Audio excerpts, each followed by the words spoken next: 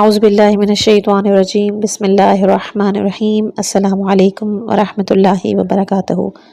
خوش آمدید آپ کا اس تاریخی اور تحقیقی سفر میں۔ آج ہم ڈاکٹر تیجانی سماوی کی ایک مشہور اور معروف کتاب مظلومیت امیر المومنین امام علی علیہ السلام کا آغاز کر رہے ہیں۔ ایک ایسی کتاب جس نے اسلامی تاریخ کی بنیادوں پر سوال کھڑے کیے۔ اگر آپ تاریخ کی وہ گھتی ہوئی ڈور کھولنا چاہتے ہیں کہ جو صدیوں سے ہماری آنکھوں سے اوجھل ہے تو پھر ہمارے ساتھ رہیے۔ چلیے آغاز کرتے ہیں اس کتاب کا۔ اس کتاب کی جتنے بھی پارٹس بیان کیے جائیں گے اس کے لیے آپ پلے لسٹ بنام مظلومیت امام علی علیہ السلام میں جا کر ملاحظہ کر سکتے ہیں۔ آج انشاءاللہ کہ اس کتاب کا حصہ نمبر 15واں بیان ہوگا۔ پچھلے حصہ نمبر 14 میں ہم نے وہ خط بیان کیا تھا کہ جو معاویہ نے امام علی علیہ السلام کو لکھا تھا، اور پھر مولا نے معاویہ کو جو جواب تحریر کیا وہ انشاءاللہ کہ آج بیان ہوگا۔ مولا تحریر کرتے ہیں، تم نے خیال ظاہر کیا ہے کہ میں نے سب خلفاء سے حسد کیا اور ان کے خلاف شورشیں کھڑی کی۔ اگر ایسا ہے تو اس سے میں نے تمہارا کیا بگاڑا ہے کہ تم سے معذرت کروں؟ تم نے لکھا ہے کہ مجھے بیعت کے لیے یوں کھینچ کر لایا جاتا تھا جس طرح نکیل پڑے اونٹ کو کھینچا جاتا ہے، تو ذات باری تعالیٰ کی قسم تم اترے تو برائی کرنے پر تھے کہ تعریف کرنے لگے۔ چاہا تو یہ تھا کہ مجھے رسوا کرو مگر خود ہی رسوا ہو گئے۔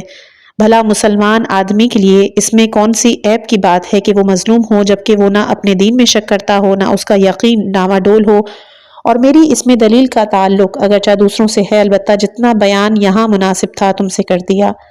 پھر تم نے میرے اور عثمان کے معاملے کا ذکر کیا ہے، تو ہاں اس میں تمہارا پورا حق ہے کہ تمہیں جواب دیا جائے کیونکہ تمہاری اس سے قرابت جو ہے۔ اچھا تو پھر سچ سچ بتاؤ گے ہم دونوں میں اس کے ساتھ پڑھ کر دشمنی کرنے والا اور اس کے قتل کا سامان کرنے والا کون تھا؟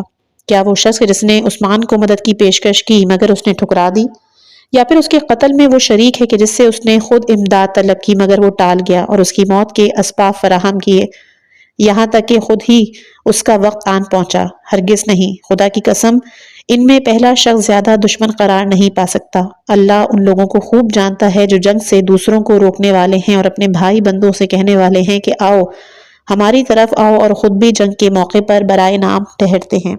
یہ آیت سورہ احزاب کی آیت نمبر 18 ہے۔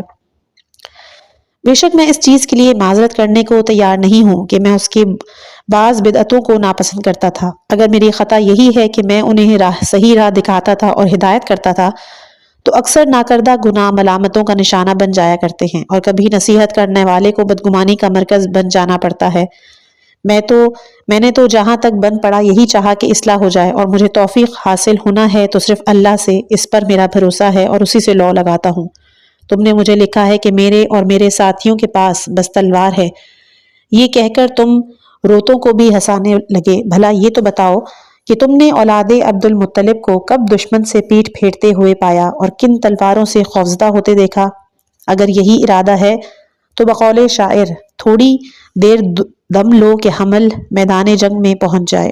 ان قریب جسے تم طلب کر رہے ہو وہ خود تمہاری تلاش میں نکل کھڑا ہوگا، اور جسے دور سمجھ رہے ہو وہ قریب پہنچے گا۔ میں تمہاری طرف مہاجرین و انصار اور ان کے لائق تابعین کا لشکر جرار لے کر اڑتا ہوا آ رہا ہوں، ایسا لشکر جس میں بے پناہ ہجوم اور پھیلا ہوا گرد و غبار ہوگا۔ وہ سر پر کفن پہنے ہوئے ہوں گے، کسی بھی ملاقات سے زیادہ انہیں لقائے پروردگار محبوب ہوگی۔ ان کے ساتھ شہدائے بدر کی اولاد اور ہاشمی تلواریں ہوں گی جن کی تیز دھار کی کاٹ تم اپنے ماموں، بھائی، نانا اور کنبے والوں میں دیکھ چکے ہو۔ وہ ظالموں سے اب بھی دور نہیں ہیں۔ نہج البلاغہ مکتوب نمبر 28 اور منقری کی کتاب وقع الصفین صفحہ نمبر 90 میں ملاحظہ کر سکتے ہیں۔ غرض یہ کہ امیر المومنین علیہ السلام اور معاویہ کے درمیان مکتوب کا یہ سلسلہ کئی ماہ تک جاری رہا۔ اس کے لیے بھی آپ منقری کی وقع صفین صفحہ نمبر 80 ملاحظہ کیجیے۔ شام کے شیطانی حاکم نے ان تمام مکتوبات میں یہی کوشش کی کہ لوگوں کے ذہن میں شبہ ایجاد کیا جائے۔ اس نے اپنے تئیں مطالبہ کیا کہ امام علی علیہ السلام عثمان کے قتل میں شریک تھے، لہٰذا انہیں خلافت سے دستبردار ہو جانا چاہیے اور امر خلافت کو شورا کی طرف پلٹا دینا چاہیے۔ وہ اپنی مکاریوں سے لوگوں کے ذہنوں میں یہ تصور راسخ کرنے میں کامیاب بھی ہو گیا۔ اس کے لیے بھی آپ منقری کی وقع صفین صفحہ نمبر 81 اور 85 ملاحظہ کر سکتے ہیں۔ اس کے برعکس امام علی علیہ السلام کا موقف یہ تھا کہ اگر وہ واقعی عثمان کے خون کا قصاص چاہتا ہے تو ابتدا اسی عمل سے کرے کہ جو باقی مسلمانوں نے کیا۔ امیر المومنین علیہ السلام کو خلیفہ مسلمین تسلیم کر کے ان کی بیعت کرے اور عثمان کے قصاص کا مسئلہ خلیفہ وقت کو سونپ دے۔ اس کے لیے بھی آپ کتاب منقری کی وقع صفین کی صفحہ 58، شرح نہج البلاغہ جلد نمبر 3 صفحہ 89، جلد نمبر 14 صفحہ 36، الامامہ والسیاسہ جلد نمبر 1 صفحہ نمبر 85، نہج البلاغہ میں مکتوب نمبر 65، اخبار الطوال صفحہ 157، تاریخ مدینہ دمشق جلد نمبر 59 صفحہ 128، البدایہ والنہایہ جلد نمبر 8 صفحہ 136، الفتوح جلد نمبر 2 صفحہ 506 ملاحظہ کر سکتے ہیں۔ وہ خلیفہ کی بیعت کے بغیر ایسا مطالبہ کیوں کر سکتا ہے؟ اگر عثمان کو مظلومانہ طریقے سے ناحق بھی قتل کیا گیا ہو تو قانونی طور پر یہ اس کے لواحقین کا حق ہے اور اس کے قصاص کا مطالبہ کریں۔ البتہ یہ بات کسی سے مخفی نہیں کہ معاویہ اپنی دنیاوی طمع کے ہاتھوں مجبور ہو کر اس جسارت آمیز دعوے کا مرتکب ہوا تھا۔ عظیم جنگی لشکر تیار کرنے کے پس پردہ اس کا مقصد صرف صاحب اقتدار لوگوں سے جنگ کرنا تھا تاکہ انہیں شکست دے کر خود مسند خلافت پر بیٹھ جائے، چاہے طلحہ اور زبیر میں سے بھی کوئی خلیفہ کیوں نہ بن جائے۔ یعنی اگر جنگ جمل میں فتح کے بعد خلافت کا قرعہ طلحہ اور زبیر میں سے کسی کے نام نکل آتا تو معاویہ اس کے خلاف بھی ایسی ہی سازشوں کا بازار گرم کرتا جیسے آج علی ابن ابی طالب علیہ السلام کے لیے کیا۔ معاویہ نے اہل شام کو اسی روش پر ورغلایا جس طرح طلحہ اور زبیر نے اہل بصرہ کو متنفر کیا تھا۔ اس نے عثمان کے قصاص اور خلیفہ کی شورا کے ذریعے مقرری کو بنیاد بناتے ہوئے امیر المومنین علیہ السلام کی خلافت کو غیر شرعی اور قانونی لحاظ سے کالعدم قرار دے دیا۔ وہ جو شورا کی اتنی رٹ لگائے ہوئے تھا تو اس کی مراد مدینے میں قائم ہونے والی شورا نہیں تھی کہ جو مہاجرین و انصار کی اتفاق رائے سے بنی۔ دراصل معاویہ کی پیش نظر وہ شورا تھی کہ جو اب کی بار شام میں تشکیل دی جاتی اور اہل شام کسی کو خلیفہ منتخب کر لیتے۔ معاویہ نے امام علی علیہ السلام کے نام ایک خط میں تحریر کیا: شام والے آپ سے جنگ کے خواہش مند ہیں مگر یہ کہ آپ قصاص کے لیے عثمان کے قاتلوں کو ہمارے حوالے کر دیں۔ اگر یہ شرط قبول کر لی جائے تو مسلمان مل کر ایک شورا بنا لیں گے۔ البتہ جب اہل حجاز حق کے خیر خواہ تھے تو وہ تمام امت کے لیے اس امر کا فیصلہ کیا کرتے تھے۔ چونکہ اب وہ حق سے سرپیچی اختیار کر چکے ہیں اس لیے اب کی بار اہل شام امت کے لیے اس انتخاب کو انجام دیں گے۔ اس کے لیے آپ کتاب الفتوح جلد نمبر 2 صفحہ 533، جواہر المطالب جلد نمبر 1 صفحہ 370، الامامہ والسیاسہ جلد نمبر 1 صفحہ 91، العقد الفرید جلد نمبر 5 صفحہ 90 ملاحظہ کر سکتے ہیں۔ اس میں کوئی دو رائے نہیں ہے کہ اگر خلیفہ معین کرنے کے لیے اہل شام کوئی بھی شورا تشکیل دیتے تو وہ معاویہ کے علاوہ کسی اور کا انتخاب ہرگز نہ کرتے۔ معاویہ کے اس مطالبے کے جواب میں امام علیہ السلام نے فرمایا: یہ جو تم نے کہا ہے کہ اب ہم اہل شام اہل حجاز کے لیے فیصلہ کریں گے، پہلے تم شام سے کوئی ایک قریشی ایسا دکھا دو جس کی موجودگی کو اہل شام شورا میں قبول کر لیں یا اس کی خلافت پر متفق ہو جائیں۔ اگر تم کسی کا نام لے بھی لو تو مہاجرین اور انصار خود ہی تمہاری تکذیب کریں گے۔ اس کے لیے وقع صفین صفحہ 158، الامامہ والسیاسہ جلد نمبر 1 صفحہ 91، شرح نہج البلاغہ جلد نمبر 3 صفحہ 91، الفتوح جلد نمبر 2 صفحہ 534، العقد الفرید جلد نمبر 5 صفحہ 90 ملاحظہ کیجیے۔ معاویہ ڈرا دھمکا کر یا مال دکھا کر دشمنان علی کو اپنی جماعت میں شامل کر لیتا تھا۔ ان میں امیر المومنین علیہ السلام کے بغض و کینہ سے لبریز اور آپ کے ہاتھوں شکست خوردہ اموی تھے یا عمر آس جیسے حریص کہ جو مصر کی گورنری کے قول پر ہی معاویہ کی حمایت کرنے نیز اسے سیاسی مشورے دینے پر آمادہ ہو چکا تھا۔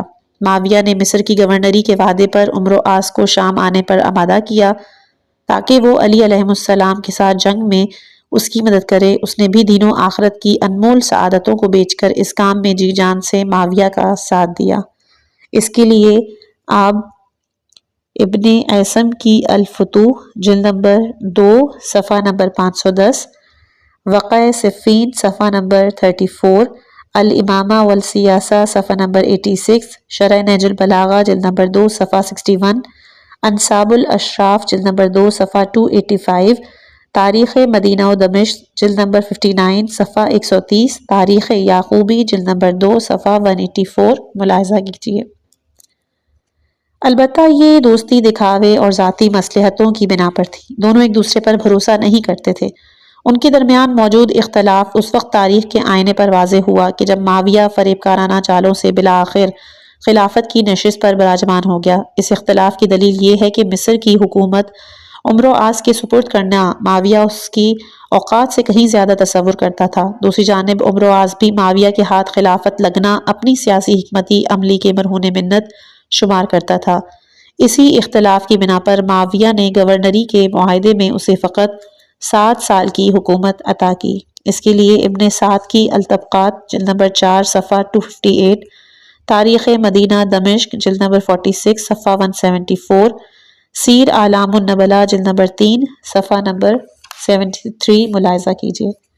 معاویہ اور عمرو آس کی گفتگو بعض اوقات کنایتاً ان حقائق کا آشکار کرتی ہے کہ منقول ہے کہ ایک دن معاویہ نے اپنے احباب کی محفل میں دریافت کیا، کیا چیز سب سے زیادہ تعجب خیز ہے؟ تمام حاضرین نے باری باری بیان کیا، یہاں تک کہ عمرو آس کی نوبت آ گئی۔ اس نے کہا، سب سے زیادہ تعجب آور بات یہ ہے کہ ایک باطل پرست انسان حق پرست انسان کو مغلوب کر دے۔ یہاں باطل پرست سے عمرو آس کی مراد معاویہ اور حق پرست سے اس کی مراد امام علی علیہ السلام تھے۔ معاویہ نے اس کے اشارے کو سمجھتے ہوئے بلا فاصلہ جواب دیا، میرے نزدیک سب سے زیادہ حیران کن بات یہ ہے کہ ایک انسان کو وہ چیز عطا کر دی جائے جس کا وہ اہل نہ ہو، خصوصاً جب آپ یہ کام اسی کے خوف سے انجام دیں۔ اس کے لیے العقد الفرید جلد نمبر 5 صفحہ 127۔ عمرو آس بخوبی جانتا تھا کہ امیر المومنین علیہ السلام حق پر ہیں اور معاویہ ہرگز لائق خلافت نہیں ہے۔ اس نے کسی موقع پر بھی معاویہ کے مقابلے امام علی ابن ابی طالب علیہ السلام کے حق پر ہونے اور آپ کی برتری سے انکار نہیں کیا، مگر افسوس مصر کی گورنری علی کی حد درجہ فضیلت اور حق خلافت سے بھی بالاتر تھی۔ ذیل میں کچھ اشعار ہیں عمرو آس نے تب کہے کہ جب معاویہ مصر کی حکومت اس کے حوالے کرنے میں ٹال مٹول کر رہا تھا۔ یہ اشعار امینی کی کتاب الغدیر جلد نمبر 2 صفحہ 117 میں لکھے ہیں، جس کا ترجمہ ہے، اے معاویہ میرے تعاون کو مت بھولو اور اپنا وعدہ وفا کرنے سے نہ گھبراؤ، اے ہند کے لخت جگر، ہم نے اپنی دنیاوی غفلت میں افضل اور بزرگ سردار کے مقابلے میں تمہاری امداد کی، جیسے ثریا زمین والوں کے لیے رشک آور اور ناقابل تسخیر ہے، اسی طرح علی اور معاویہ کا کوئی مقایسہ ہی نہیں۔ یہ حکایت اس حقیقت سے پردہ اٹھاتی ہے، اگرچہ معاویہ اور عمرو آس ایک عرصے تک ایک دوسرے کے قریبی ساتھی رہے، البتہ یہ دوستی امت کی مصلحت کی خاطر نہیں تھی، بلکہ حکومت و اقتدار کی چاہ نے ان دونوں کو امام علیہ السلام کے مقابل صف آرا کر دیا تھا۔ اسی مادی ہوس کو پورا کرنے کے لیے ان دونوں نے ہر حربہ استعمال کیا۔ ان کے برعکس حکومت کے قیام کی پس سے پردہ امیر المومنین علیہ السلام کا ہدف فقط حق کا نفاذ تھا۔ اگر آپ علیہ السلام کا اس کے علاوہ کوئی مقصد ہوتا تو کوئی بھی اس کے خلاف برسر پیکار نہ ہوتا، اور ایسی صورت میں امام علی علیہ السلام کسی باطل طریقے سے اپنے مقصد کا حصول نہیں چاہتے تھے۔ اس لیے آپ نے حق کی سربلندی کی خاطر جہاد کو ترجیح دی، اور یہ بھی مہم نہیں ہے کہ اس کے نتیجے میں اپنا ہدف حاصل کیا بھی یا نہیں، بلکہ آپ کے لیے اہم یہ تھا کہ باطل کے خلاف جہاد کر کے اپنا شرعی فریضہ انجام دیں، خواہ شکست کا سامنا ہی کرنا پڑے۔ امیر المومنین علیہ السلام کی بصیرت کے مطابق فتح و کامرانی یہ ہے کہ ہدف کو حاصل کرنے کے لیے جہاد اور کوشش کی جائے، کیونکہ یہ وہی روشن چراغ ہے کہ جو ایک اقدام کی صورت میں امت کے درمیان ہمیشہ باقی رہے گا۔ خلاصتاً یہ ہے کہ مکتوب کے تبادلے اور سفیروں کی ملاقات سے بھی امیر المومنین علیہ السلام کی منشا کے مطابق جنگ بندی اور معاویہ کی بیعت پر آمادگی کی کوئی سبیل نہ نکلی۔ معاویہ نے اپنا لشکر ہزاروں جنگی سورماؤں کے ہمراہ عراق کی جانب روانہ کیا۔ جب امام علیہ السلام کو اس لشکر کی روانگی کی اطلاع ملی، آپ نے عراق کی دفاعی سرحدوں پر اپنی فوج تعینات کی تاکہ معاویہ کے لشکر کو عراق میں داخل ہونے سے روکا جائے، اور یہاں سے جنگ صفین کا آغاز ہو گیا۔ عراق اور شام کی افواج نہر فرات کے کنارے ایک دوسرے کے آمنے سامنے آ گئیں۔ پہلا تنازعہ پانی کے معاملے پر ہوا۔ معاویہ کا لشکر چونکہ امام علی علیہ السلام کی فوج سے پہلے صفین کے مقام پر پہنچ گیا تھا۔ اس کے لیے آپ مروج الزہب جلد نمبر 2 صفحہ 384 ملاحظہ کر سکتے ہیں، لہٰذا تیر اندازوں کی ایک بھاری نفری تعینات کر کے فوج شام نے پانی کے ذخائر پر قبضہ کر لیا۔ معاویہ نے فرمان جاری کیا کہ امام علیہ السلام کی فوج کو ایک قطرہ بھی پانی مہیا نہ کیا جائے۔ اس کے لیے کتاب الامامہ والسیاسہ جلد نمبر 1 صفحہ 94، بروج الزہب جلد نمبر 2 صفحہ 385، وقت الصفین صفحہ 160، انصاب الاشراف جلد نمبر 2 صفحہ 298۔ پانی نہ ہونے کی وجہ سے لشکر امیر المومنین علیہ السلام پر پڑاؤ ڈالتے ہی پیاس کا شدید غلبہ ہوا اور ان کی ہمت جاتی رہی۔ یہ صورتحال دیکھ کر آپ نے ساسا بن سوہان سے فرمایا کہ معاویہ کو میرا یہ پیغام پہنچا دو کہ میں اتمام حجت سے پہلے جنگ کا آغاز نہیں کرنا چاہتا، مگر تم نے اپنے لشکر کو بھیج کر ہمارے اعلان سے قبل ہی ہمارے ساتھ جنگ کی ہے، اور اب تم نے فوج پر پانی بھی بند کر دیا ہے۔ اگر ہم تم سے پہلے پانی پر پہنچ جاتے تو ہرگز ایسا نہ کرتے۔ سپاہیوں کو پانی پینے کی اجازت دو تاکہ پھر ہم مذاکرات کی طرف متوجہ ہوں، اور اگر تم یہ چاہتے ہو کہ ہم پانی کے حصول کی خاطر بھی مقابلہ کریں تو ہم تیار ہیں۔ اس کے لیے آپ طبری کی صفحہ 568، منقری کی صفحہ نمبر 161، الفتوح جلد نمبر 3 صفحہ نمبر 5، البدایہ والنہایہ جلد نمبر 7 صفحہ 285 ملاحظہ کر سکتے ہیں۔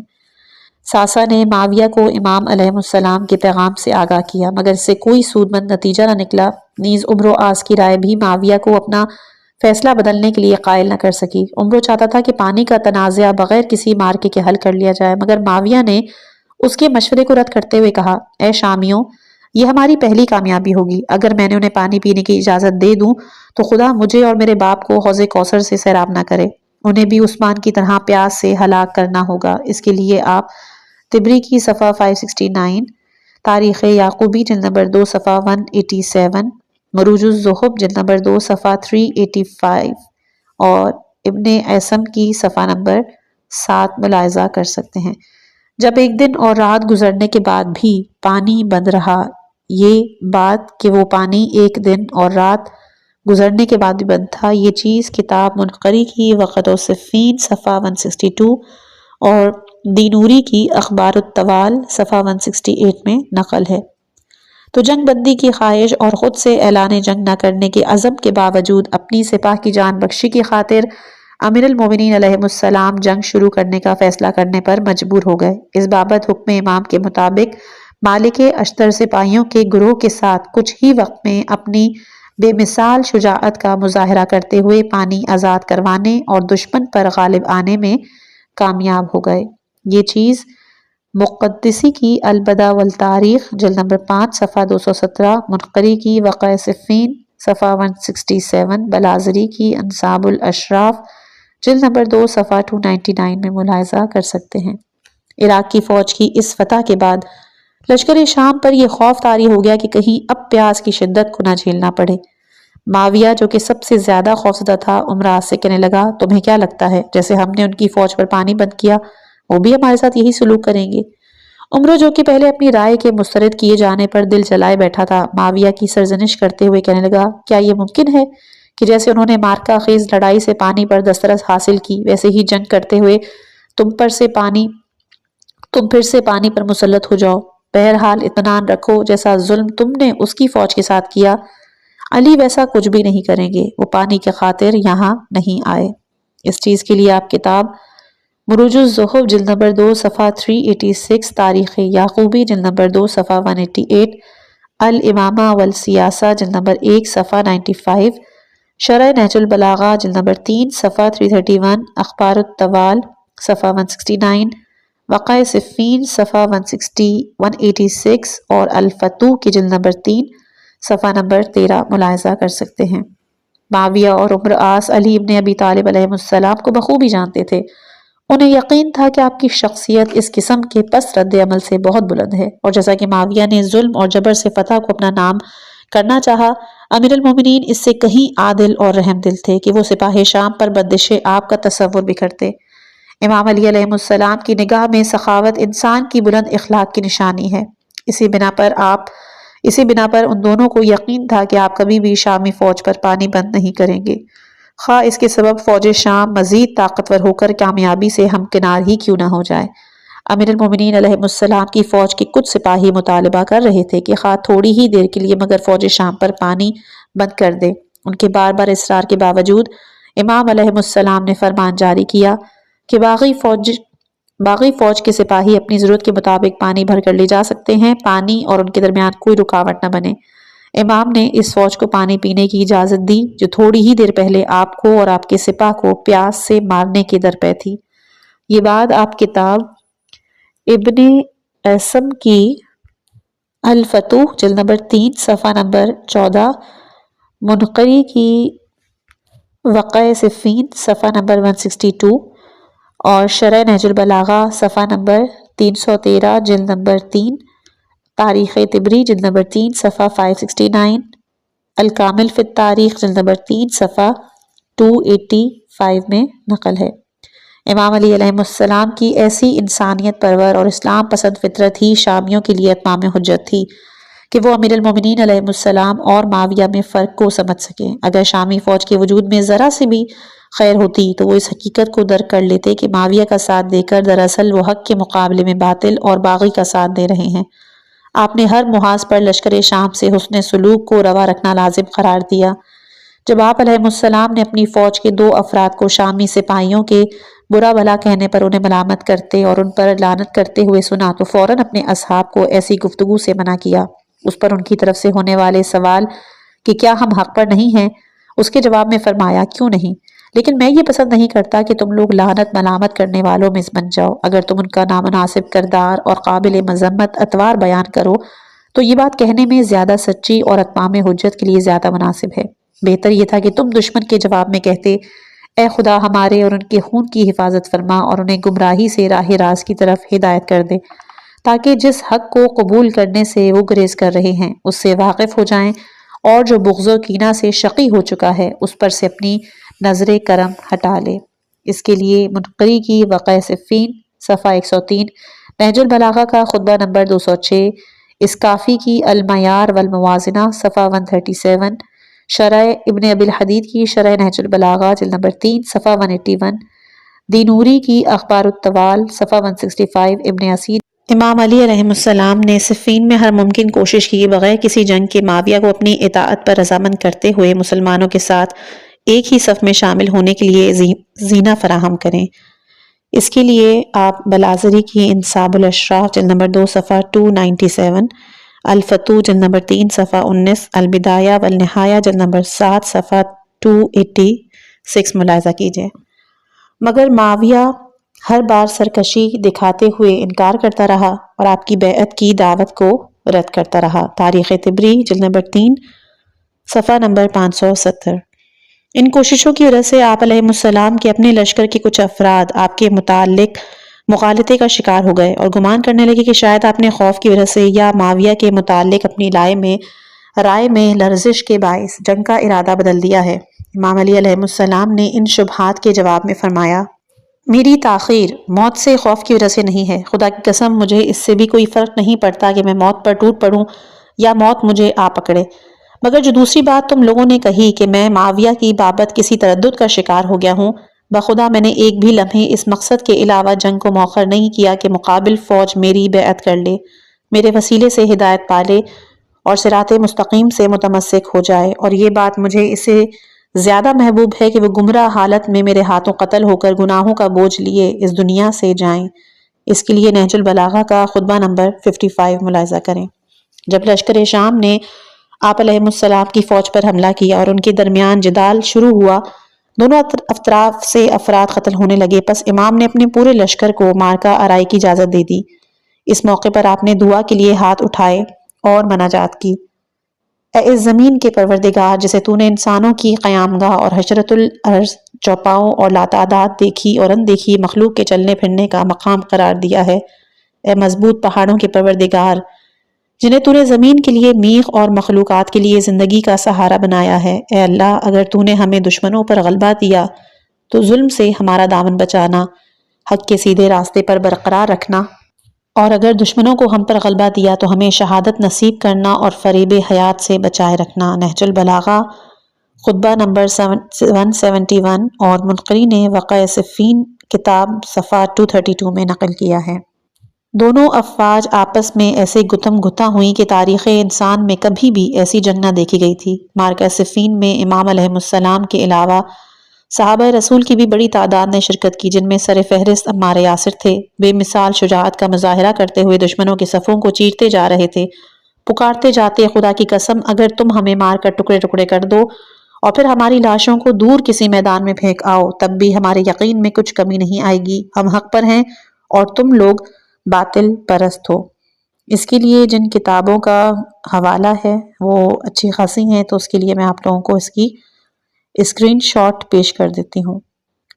بہرحال آگے پڑھتے ہیں کتاب کہ جس وقت تیر حضرت عمار ابن یاسر کے جسم میں پیوست ہوا، انہوں نے کہا کہ پروردگار، میں لشکر شام کے ساتھ جہاد سے بڑھ کر اپنا کوئی عمل تیری بارگاہ میں لائق قبولیت نہیں سمجھتا، اور اگر مجھے کسی اور عمل کا علم ہوتا کہ جو اس جہاد سے بڑھ کر تیرے ہاں محبوب ہو تو میں درجہ اولا اسے انجام دیتا۔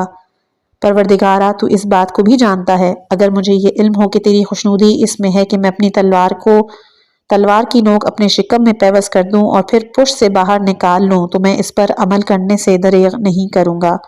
شرح نہج البلاغہ جلد نمبر 5 صفحہ 253، الکامل فی التاریخ جلد نمبر 3 صفحہ 308، وقع صفین صفحہ 320، تاریخ طبری جلد نمبر 4 صفحہ 26، الفتوح جلد نمبر 3۔ شجاعت اور ثابت قدمی کے ساتھ جہاد کرتے ہوئے عمار نے یقین کو منزل کو پا لیا اور شہید ہو گئے۔ ان کی شہادت سے فوج شام میں کھلبلی مچ گئی۔ انہیں رسول اللہ صلی اللہ علیہ وآلہ وسلم کی یہ حدیث کہ جو قرآن کی کسی آیت کی طرح زبان زد عام تھی اب بھی یاد تھی۔ خوشبختی ہو عمار کے لیے کہ باغی اور ظالم گروہ اسے قتل کرے گا۔ اس کی بھی جو ڈسکرپشن ہے وہ انشاءاللہ کہ اسی کتاب میں اسی صفحے کے جب آخر میں آپ کے سامنے پیش ہو جائے گی، آپ اس وقت دیکھ لیجئے گا۔ عمار حق کے ساتھ ہے، جدھر بھی حق ہوتا ہے عمار اسی طرف ہوتا ہے۔ یہ چیز بھی ہندی کی کنز الاعمال جلد نمبر 13 صفحہ 539، ابن سعد کی الطبقہ جلد نمبر 3 صفحہ 262، ابن عساکر کی تاریخ مدینہ دمشق جلد نمبر 43 صفحہ 476، اور ابن عبد البر کی الاستیاب جلد نمبر 3 صفحہ 1139 میں بیان ہے۔ اور یہی عمار ابن یاسر امام علی علیہ السلام کے لشکر کا سپاہی ہے کہ جو انتہائی خلوص اور کمال معرفت سے جنگ کر رہا تھا اور سب کو بتا رہا تھا کہ خدا کی رضا معاویہ کے خلاف جہاد کرنا ہے۔ پس حدیث پیغمبر کی بنا پر بلا شبہ وہ جو بھی کہتے ہیں وہی الہی ہوتا ہے، اور معاویہ اور اس کے سپاہی وہی باغی گروہ ہیں، اور قرآن بھی یہی حکم دیتا ہے کہ ظالموں کے ساتھ حق کے واضح ہو جانے تک جنگ کرو۔ سورہ حجرات آیت نمبر 9 میں ہے، اور اگر مومنین کے دو گروہ آپس میں لڑ پڑیں تو ان کے درمیان صلح کرا دو، پھر اگر ان دونوں میں سے ایک دوسرے پر زیادتی کرے تو زیادتی کرنے والے سے لڑو یہاں تک کہ وہ اللہ کے حکم کی طرف لوٹ آئے۔ عمار بھی حکم قرآن کی روح سے معاویہ اور اس کے باغی گروہ کے ساتھ برسر پیکار۔ حضرت عمار یاسر نے بلند آواز سے پکار کر کہا، بہشت کی طرف، بہشت کی طرف، اے خدا کے بندو، میرے رفیق خدا کے رسول نے مجھے خبر دی ہے کہ دنیا سے میرا آخری مشروب دودھ ہوگا اور مجھے باغی گروہ قتل کرے گا۔ اس چیز کے لیے کتاب مجمع الزوائد جلد نمبر 9 صفحہ 298، المعیار والموازنہ صفحہ 154، الاستیاب جلد نمبر 3 صفحہ نمبر 1139، الطبقہ جلد نمبر 3 صفحہ 257، تاریخ مدینہ و دمشق جلد نمبر 43 صفحہ 466، البدایہ والنہایہ جلد نمبر 7 صفحہ 297، الامامہ والسیاسہ جلد نمبر 1 صفحہ نمبر 110۔ عمار یاسر کی پکار نے فوج شام کے ہزاروں سپاہیوں کو کہ جو معاویہ اور عمرو العاص کی خاطر امیر المومنین علیہ السلام کے خلاف صف آرا ہوئے تھے، انہیں بوکھلاہٹ کا شکار، شکست کے خوف سے طاری تھکاوٹ کو فراموش کر دیا، حتیٰ وہ باقی سپاہیوں کو بھی خبر کرنے لگے، بالخصوص ان میں سے ایک ذوالقلع حمیری اور اس کا قبیلہ تھا کہ جو معاویہ کی رکاب میں تھا۔ انہوں نے فیصلہ کیا کہ چونکہ عمار سپاہ علی میں تھے اس لیے ہم اب یہ جنگ نہیں لڑیں گے۔ معاویہ کے لیے یہ حالات انتہائی غیر موزوں تھے۔ ناکامی کی اس بند گلی سے نکلنے کے لیے عمرو العاص کے مشورے سے اور اس کی مشکل سے نکلنے کے لیے اس نے لشکر کے سرداروں کو قسم دی کہ جلد ہی عمار علی کا ساتھ چھوڑ کر معاویہ کے لشکر میں شامل ہو جائے گا، لہٰذا جب تک عمار معاویہ کے جھنڈے تلے نہ آ جائے جنگ کو جاری رکھو۔ یہ چیز شرح نہج البلاغہ جلد نمبر 8 صفحہ 24، وقع صفین صفحہ 341، تاریخ مدینہ دمشق جلد نمبر 68 صفحہ 27، الکامل فی التاریخ جلد نمبر 3 صفحہ 310، الندایہ والنہایہ جلد نمبر 7 صفحہ 297 میں نقل ہے۔ معاویہ کی عیاری کارگر ثابت ہوئی اور لشکر شام کے بزدل سپاہیوں نے امید و یاس کے عالم میں صفین کے میدان میں آنے والے کئی شب و روز پھر جنگ میں گزار دیے۔ جنگ دن بدن کشیدہ صورت اختیار کرتی جا رہی تھی اور امیر المومنین علیہ السلام اپنی فوج کے ہمراہ آسمان سے برسنے والے عذاب کی مانند حملہ آور ہو رہے تھے۔ سپاہ علی کی جانب سے جو تیر بھی دشمن کے سینے میں گاڑا جاتا وہ اسے جہنم کے شعلوں کی لپیٹ میں چھوڑاتا، کسی فتنے کی طرف قدم بعد میں بڑھتا تھا اور حق پرستوں کے خوف سے ہٹتا پہلے ہی لیا جاتا تھا یا اپنی شرمگاہ کو ظاہر کر کے خلاصی کرائی جاتی۔ اس پست حربے سے عمرو آس نے خود کو امام علیہ السلام کے چنگل سے چھڑایا تھا۔ اس چیز کے لیے العقد الفرید جلد نمبر 5 صفحہ 96، مروج الزہب جلد نمبر 2 صفحہ 397، البدع والتاریخ جلد نمبر 5 صفحہ نمبر 219 ملاحظہ کر سکتے ہیں۔ اسی دوران جس دن ابو الغاویہ جھنی نے تیر مار کر عمار یاسر کو شہید کیا، مروج الزہب جلد نمبر 2 صفحہ نمبر 291 میں لکھا ہے، اسی روز لشکر شام کا سپہ سالار ذوالکلا بھی ہلاک ہو گیا۔ معاویہ اور عمرو آس دونوں ہی اس واقعے سے اس قدر خوش تھے کہ عمرو اور معاویہ سے کہنے لگا کہ سمجھ نہیں آ رہا کہ کس کی ہلاکت پر میں زیادہ خوش ہوں۔ اگر ذوالکلا کے ہوتے ہوئے عمار شہید ہوتا تو وہ اپنے زیر تربیت تمام سپاہیوں کے ساتھ علی کے لشکر سے جا ملتا اور ہمارا خانہ خراب کر دیتا۔ یہ چیز شرح نہج البلاغہ جلد نمبر 8 صفحہ 24، واقعہ صفین صفحہ 341، تاریخ مدینہ دمشق جلد نمبر 68، الکامل فی التاریخ جلد نمبر 3 صفحہ 310، البدایہ جلد نمبر 7 صفحہ نمبر 297 میں ملاحظہ کیجیے۔ مورخین حنی نامی شخص سے روایت نقل کرتے ہیں، وہ کہتا ہے کہ ابتدا میں معاویہ اور لشکر شام کے ساتھ تھا۔ اہل شام کہتے تھے کہ ہم ہرگز عمار کو قتل نہیں کریں گے، کیونکہ اگر ہم نے عمار کو قتل کر دیا تو ہم وہی گروہ کہلائیں گے کہ جس کا ابھی مقابل لشکر ہم پر الزام لگا رہا ہے۔ پھر جب صفین میں عمار شہید ہو گئے تو میں فوراً عمرو آس کے پاس گیا۔ اس دم وہ اپنے تخت پہ تکیہ لگائے بیٹھا تھا، کہنے لگا کیا ہوا ہے، کیا چاہیے اس وقت؟ میں نے کہا عمار یاسر سے متعلق رسول اللہ صلی اللہ علیہ وآلہ وسلم نے کیا فرمایا تھا؟ اس نے کہا کہ میں نے رسول اللہ سے سنا ہے کہ آپ نے فرمایا کہ عمار کو باغی گروہ قتل کرے گا۔ میں نے بتایا کہ ابھی وہ مارا گیا ہے، تو وہ سٹپٹا گیا، ایسا نہیں ہو سکتا، میں نے اپنی آنکھوں سے دیکھا ہے کہ وہ قتل کر دیا گیا ہے۔ عمروں نے میری بات کا یقین نہیں کیا، یہاں تک کہ خود عمار کا بے جان جسد دیکھ کر اپنی تسلی کی۔ تب کافی دیر تک اس کے چہرے کا رنگ اڑا اور پھر اپنے مکر سے مجبوراً کہنے لگا عمار کو ان لوگوں نے مارا ہے کہ جو اپنے ساتھ اسے صفین میں لے کر آئے تھے۔ یہ چیز الطبقات جلد نمبر 3 صفحہ 253، تاریخ مدینہ دمشق جلد نمبر 43 صفحہ 479 میں نقل ہے۔ معاویہ نے بھی عمروں کی عیاری سے ہی لشکر شام کو ورغلانا چاہا اور کہا کیا ہم جو کہ عثمان کے قصاص کی خاطر جہاد کر رہے ہیں ہم ظالم ہیں؟ کیا رسول اللہ کے فرمان میں باغی گروہ سے مراد ہم ہیں یا وہ لوگ کہ جو اسے میدان کارزار میں لائے تھے؟ اس چیز کی بھی آپ لوگوں کو ڈسکرپشن اینڈ میں جب یہ صفحہ اختتام پذیر ہوگا اس وقت آپ کو ایک ساتھ اس کی ڈسکرپشن مل جائے گی۔ بس یہ یاد رکھیے گا کہ اس کی جو ڈسکرپشن ہے وہ نمبر 1 کے ساتھ ہوگی اور اس کے آگے ہر نمبر کے ساتھ ساتھ اس کی ڈسکرپشن بیان ہو جائے گی۔ عمرو آس اور معاویہ کے فریب اور مغالطہ آرائی سے کچھ افراد کی شورش کم ہو گئی، مگر دیگر سپاہیوں کو یہ استدلال ہضم نہیں ہو رہا تھا۔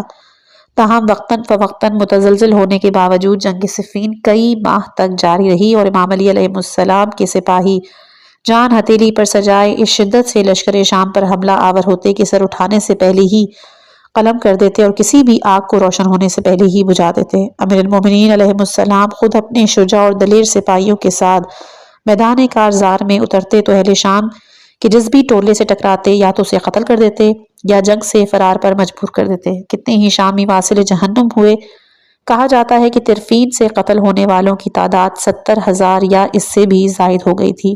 فوج امیر المومنین علیہ السلام کی چمکتی ہوئی تلواریں دشمن کی جس صف پر بھی چلتی ایک ہی وار میں سر دھڑوں سے الگ ہو جاتے، یہاں تک کہ عراق کی فوج معاویہ کے خیمے کے قریب پہنچ گئی۔ معاویہ اپنی جان بچانے کی خاطر گھوڑے پر سوار ہوا اور مفرور ہونے کو تھا، مگر عمرو آس نے اسے ایسا کرنے سے روک دیا۔ یہاں پر آپ نمبر 4 آگے ملاحظہ کر رہے ہوں گے، ان چاروں کی جو اس سے پہلے بھی بیان ہوا، ان چاروں کے جو حوالہ جات ہیں وہ آپ کے سامنے اسکرین شاٹ میں نقل ہو رہے ہیں، اسکرین شاٹ میں سامنے ظاہر ہو رہے ہیں۔ آپ تاریخی منابع کے مطابق اسی شب کا نصف حصہ گزرنے کے بعد امیر المومنین علیہ السلام نے حکم دیا کہ لشکر کے اونٹوں کو سفر کے لیے آمادہ کیا جائے۔ اونٹوں کی حرکت سے پیدا ہونے والا شور جب فضا میں گونجا تو عمرو آس سے معاویہ نے کہا، علی کی فوج میں کیسی گہما گہمی ہے؟ عمرو آس نے جواب دیا، مجھے لگتا ہے کہ وہ فرار ہونا چاہتے ہیں۔ مگر جب صبح ہوئی تو انہوں نے دیکھا کہ امام علی علیہ السلام کی فوج لشکر شام کے ساتھ پڑاؤ ڈال کر انہیں محاصرے میں لے چکی ہے۔ یہ چیز ابن قتیبہ کی کتاب الامامہ والسیاسہ جلد نمبر 1 صفحہ 111 میں دیکھ سکتے ہیں۔ یہ دیکھ کر معاویہ کو یقین ہو گیا کہ اس جنگ سے وہ زندہ سلامت نہیں جا سکتا اور بالضرور آج مارا جائے گا۔ یہی وہ دن تھا کہ جب اہل شام نے اپنی آنکھوں سے اپنی پستی اور خواری کا مظاہرہ کیا اور اہل عراق اپنی فتح کی نسبت پر پرعزم تھے۔ امیر المومنین علیہ السلام کی فوج فتح کے دہانے پر تھی۔ معاویہ مارے خوف کے میدان چھوڑنے کے در پہ تھا، تبھی عمرو آس نے اپنے مکر کی ترکش سے ایک آخری تیر نکالا۔ اس نے معاویہ سے کہا کہ میں ایک ترکیب سوچ رہا ہوں کہ جس سے لشکر شام کو دوبارہ جمع اور علی کے لشکر میں پھوٹ ڈالی جا سکتی ہے۔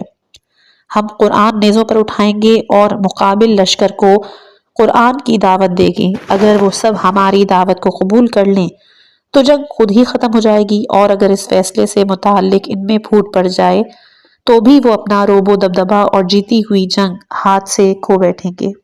اس کے لیے نیچے ڈسکرپشن والی جو بکس ہیں وہ آپ کے سامنے اسکرین شاٹ میں ظاہر ہو رہی ہوں گی۔ معاویہ اس بات کے پیش نظر عمرو آس کی اس چال کو قبول کر لیتا ہے کہ کم از کم جنگ اہل شام کی شکست کے بغیر ہی اختتام پذیر ہو جائے۔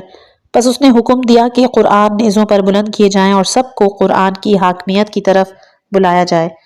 وہی شامی فوج کے جو کچھ ہی لمحہ قبل فوج امیر المومنین علیہ السلام سے منہ کی کھانے والی تھی، ہر طرف سے نعرہ بلند کرنے لگی، اے اہل عراق، یہ کتاب تمہارے اور ہمارے درمیان فیصلہ کرنے والی ہے، بس اس پر عمل کرنے میں جلدی کرو۔ اگر ہم یوں ہی لڑتے رہیں گے، ایک دوسرے کو قتل کرتے رہیں گے، اہل شام کے بعد ان کے شہر اور عوام، اہل عراق کے بعد ان کے شہر اور عوام کس کے تسلط میں جائیں گے؟ جبکہ رومی فوجی شام کی حدوں کو پار کرنا چاہتی ہے اور فارس کی لشکری طاقتیں عراق کی سرحدوں پر نظر جمائے بیٹھی ہیں۔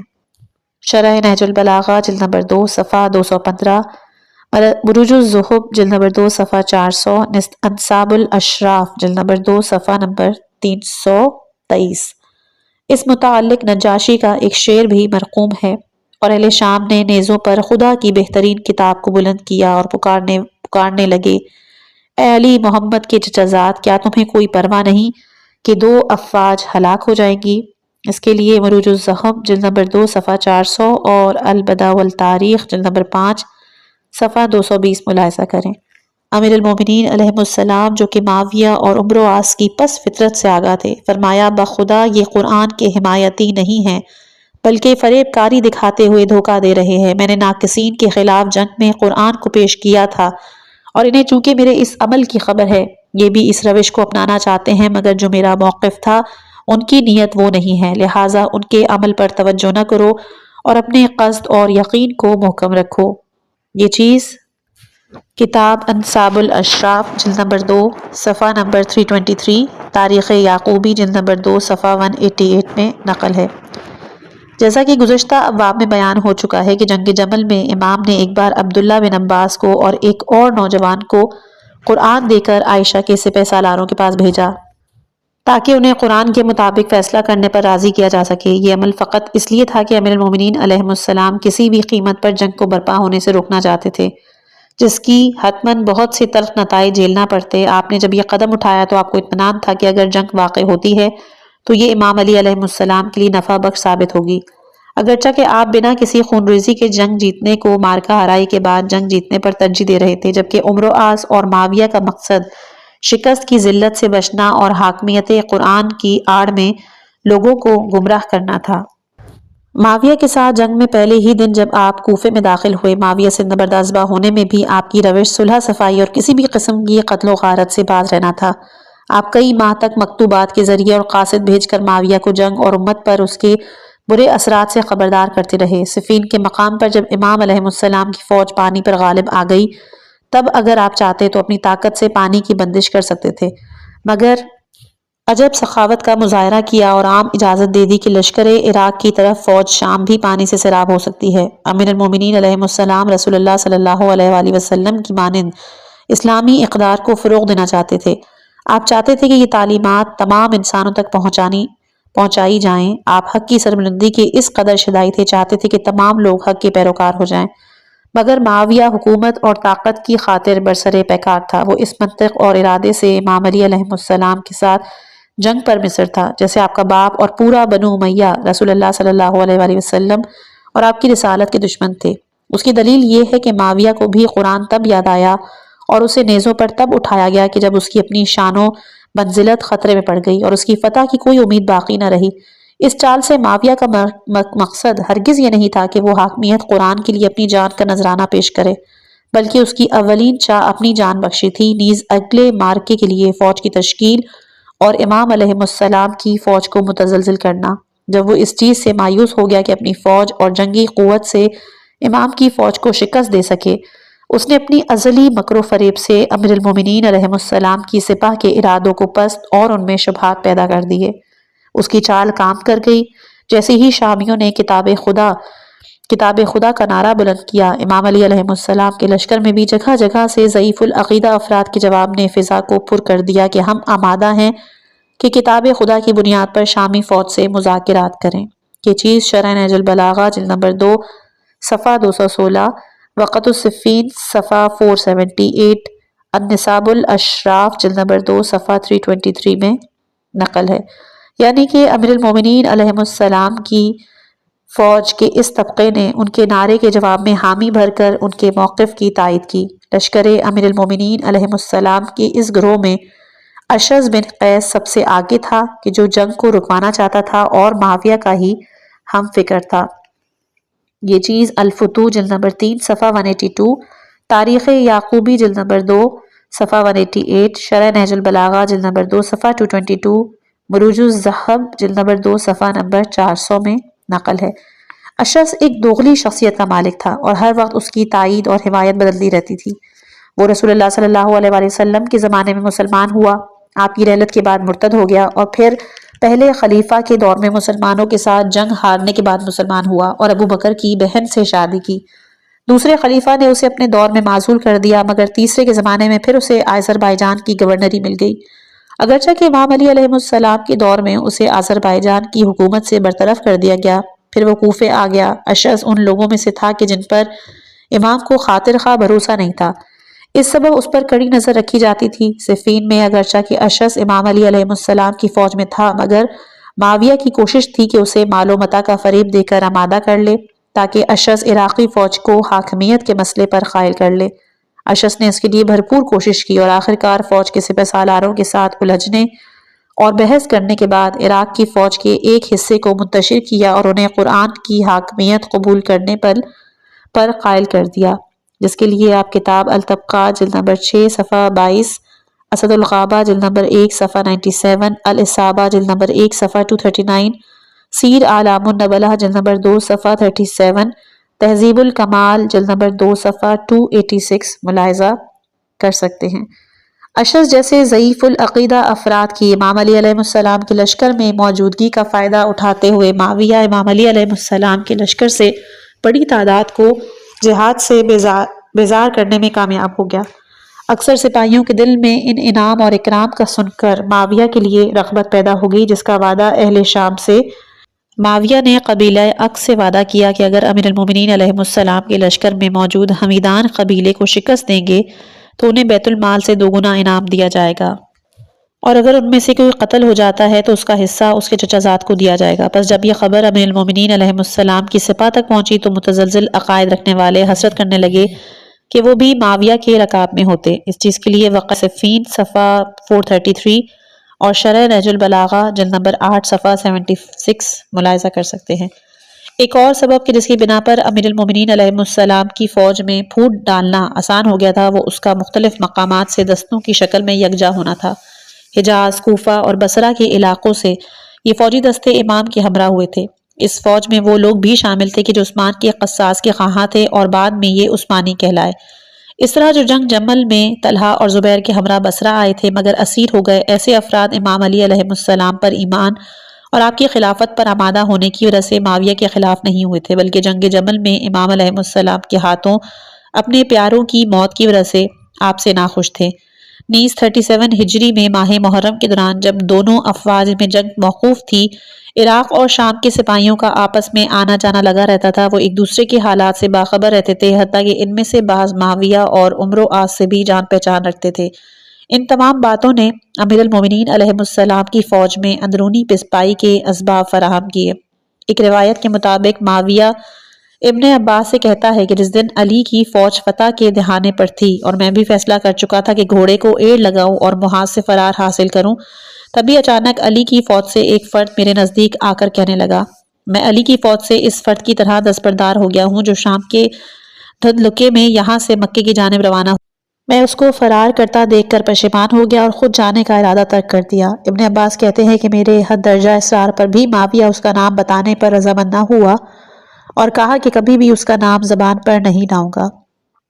یہ چیز کتاب شرح نہج البلاغہ جلد نمبر 2 صفحہ نمبر 225 میں ملاحظہ کیجیے۔ اس کے بعد کا انشاءاللہ جو حصہ ہے وہ ہم اپنی اگلی آنے والی آڈیوز میں بیان کریں گے۔ اس آڈیو کے اختتام پر رب العزت کی بارگاہ میں دعا گو ہیں، اے اللہ ہمیں حق کو حق اور باطل کو باطل کے طور پر پہچاننے کی توفیق عطا فرما، ہماری امت کو ہر قسم کے تفرقے اور فتنوں سے محفوظ رکھ۔